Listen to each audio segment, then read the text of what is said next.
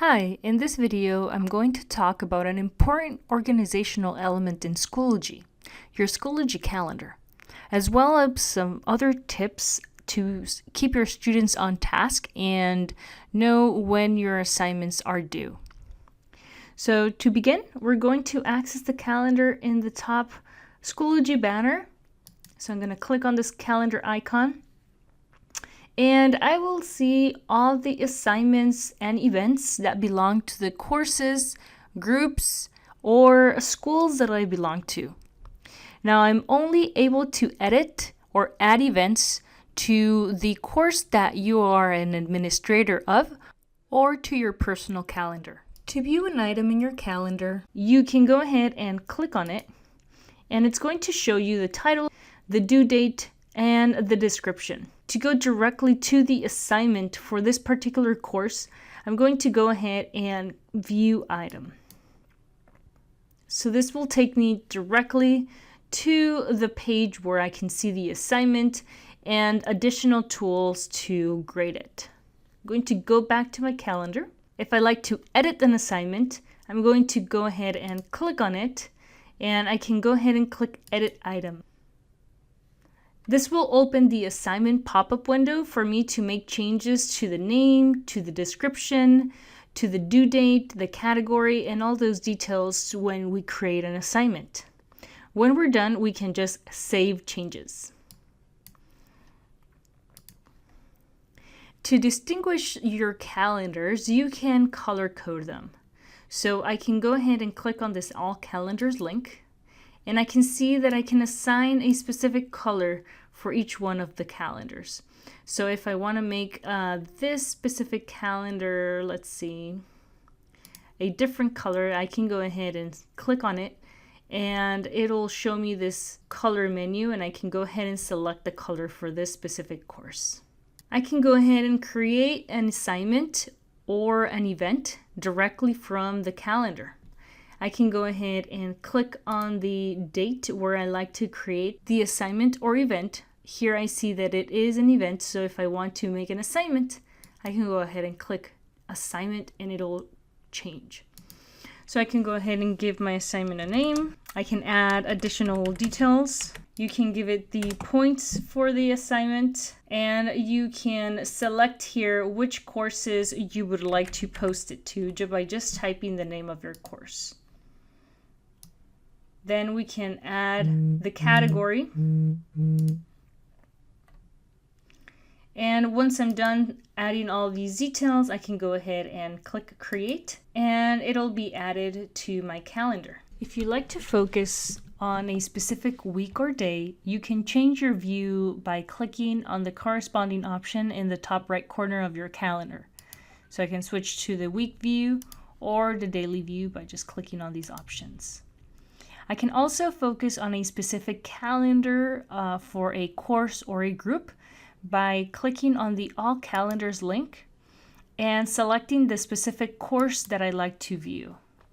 I can select more than one calendar if I need to by just checking the boxes next to the courses or groups that I like to see at a time. To go back to view all calendars, just click on the box again to make sure none of them are checked. And you'll see here at the top that you can see all calendars. You can also move to different dates with these arrows. So if you want to see the next month, you can click on the arrow by going to the next month. One thing you can also easily do in your calendar is move your assignments or assessments to a different due date. If for whatever reason, let's say the school closes on Thursday, my students won't have enough time to complete this particular assignment that I just created. So I can just click and drag my assignment to a new due date without having to go in and edit it. I can move any events by dragging and dropping, just like I did now. When I go into a course, I can see on the right-hand side any upcoming events or assignments. So I can also click on these and it'll take me to the window to view the assignment or event. Now let's talk about some tips to help your students stay on track. So I'm going to go ahead and click on Gradebook. And let's say I want to view any students that are missing assignments. You can use this filter right here. I'm going to click on this view item. And I see that almost at the bottom of this list, there is an option to view any students that have not submitted an assignment, an assessment, or a discussion post. So I'm going to go ahead and click on this item. And I can see that students that have not submitted a specific assignment are highlighted. So I can from here follow up with those students if I have not graded it yet. Now, if I want to see on a assignment level, I can go ahead and click on the assignment here, and I will see any students that have submitted here on the right hand side. However, there is a little filter here on the right hand side. I click on it and I can go ahead and select to see how many or which students have not submitted their assignment. I can see then a list of students here, and I can also use this list to follow up with them. In your Schoology gradebook, you can also use exceptions to manage overdue items. Here I have this example that was due a couple of days ago. So I want to go ahead and fill the empty cells with an exception. So the first scenario is accepting late submissions, but I don't want the grade calculation to reflect the missing assignment. In this case, I can go ahead and mouse over the cell for the assignment and the student, and I can go ahead and click on this flag in the bottom left corner. I will use the incomplete exception for this scenario. I see that I have a dash in my student cell, so that means that when this syncs over to PowerTeacher Pro, it will not affect the student's grade. The next scenario is if I'm not accepting late submissions and I do want the grade calculation to reflect the missing assignment. In this case, I would use the missing exception. This way, my cell is filled with a 0, and when it goes over to the PowerTeacher Pro gradebook, it will penalize my student's final grade. Now, the third scenario is if I'm no longer accepting submissions for the assignment, and I don't want the grade calculation to reflect the missing assignment. So in this case, I would use the excuse exception flag.